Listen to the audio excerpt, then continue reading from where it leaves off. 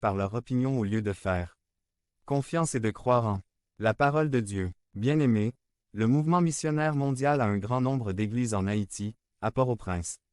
Est l'église centrale de notre œuvre dans ce pays, Dieu a sauvé par le sang précieux de notre Seigneur Jésus-Christ des centaines d'Haïtiens qui sont fidèles au Seigneur et à la parole de Dieu. D'autres missions et églises de bons témoignages ont élevé l'œuvre de Dieu dans ce pays au milieu de beaucoup de souffrances. Point. Il est probable que certains enfants de Dieu soient partis vers la présence de Dieu, je suis sûr que nous entendrons parler d'autres qui, même sans être sauvés, ont miraculeusement échappé à cette terrible tragédie.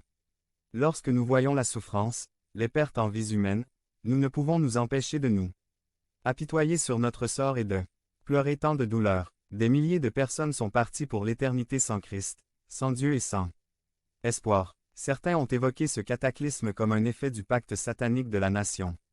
Rappelons-nous les paroles de l'apôtre Jean lorsqu'il dit « Nous savons que nous sommes de Dieu, et que le monde entier est sous le malin. Mais nous savons que le Fils de Dieu est venu et qu'il nous a donné l'intelligence de connaître celui qui est vrai.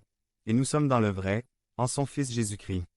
C'est le vrai Dieu et la vie éternelle. Petits enfants, gardez-vous des idoles.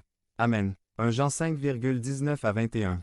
La parole de Dieu établit clairement que non seulement Haïti mais le monde entier est sous la puissance de l'être le plus destructeur, le plus sanguinaire et le plus violent qui existe, c'est Satan.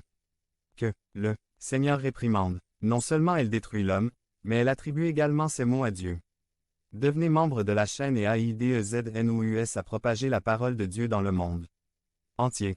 Samedi mars 16 2024. Parlez à Dieu en 5 minutes. Description de la vidéo. Dans le livre de Job, nous lisons que parmi les épreuves qui ont été lancées par Satan dans la vie de Job, sous le feu du ciel et nous lisons.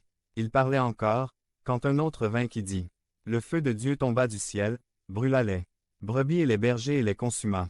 Seulement je me suis échappé pour vous. Annoncez la nouvelle. Job 1.16. Qui a envoyé le feu?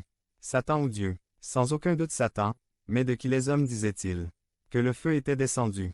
De Dieu. Sans droit à l'erreur, nous pouvons affirmer que Satan est un calomniateur. Jésus définit l'œuvre de Satan dans Jean 10.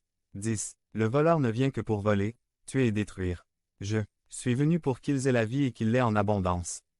Les tremblements de terre étaient connus parmi le peuple d'Israël à cause de leurs péchés dans la terre promise. Dans Amos 1.1 nous lisons les paroles d'Amos, qui était l'un des bergers de Tekoa, qui prophétisait sur Israël au jour des apostrophes. Osias, roi de Juda et du temps de Jéroboam, fils de Joas, roi d'Israël, 2 ans avant le tremblement de terre. Dans Zacharie 14, 5, nous lisons aussi « Et vous fuirez vers la vallée des montagnes, car la vallée des montagnes s'étendra jusqu'à Azal. Tu fuiras comme tu as fui à cause du tremblement de terre du temps d'Osias, roi de Juda. Et le Seigneur mon Dieu viendra, et avec lui tous les saints. » La prophétie biblique prévient que l'un des signes qui marqueront la fin de la dispensation de la grâce, c'est-à-dire la période de patience divine à l'égard du salut des hommes, est le signe que nous atteindrons la fin de cette période de l'histoire de l'humanité. Ce serait des tremblements de terre. Car nation s'élèvera contre nation, et royaume contre royaume. Et il y aura des pestes, des famines et des tremblements de terre, en différents lieux. Matthieu 24.7. Nous sommes convaincus que depuis le peu de temps où nous sommes entrés dans ce 21e siècle et à la fin du 20e siècle, des cataclysmes ont frappé la planète. Tremblements de terre, tsunamis, tempêtes, records de neige, inondations, froid, épidémies, maladies. Tout cela apparaît chaque jour aux informations, dans les journaux, à la radio. N'est-ce pas une image qui correspond parfaitement à la révélation de Jésus-Christ? Et il y aura de grands tremblements de terre, et en différents lieux des famines et des pestes. Et il y aura de la terreur et de grands signes venant du ciel. Luc 21.11.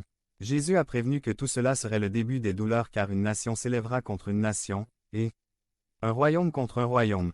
Et il y aura des tremblements de terre en plusieurs endroits, et il y aura des famines et des émeutes. Ce sont les débuts de la douleur. Marc 13.8.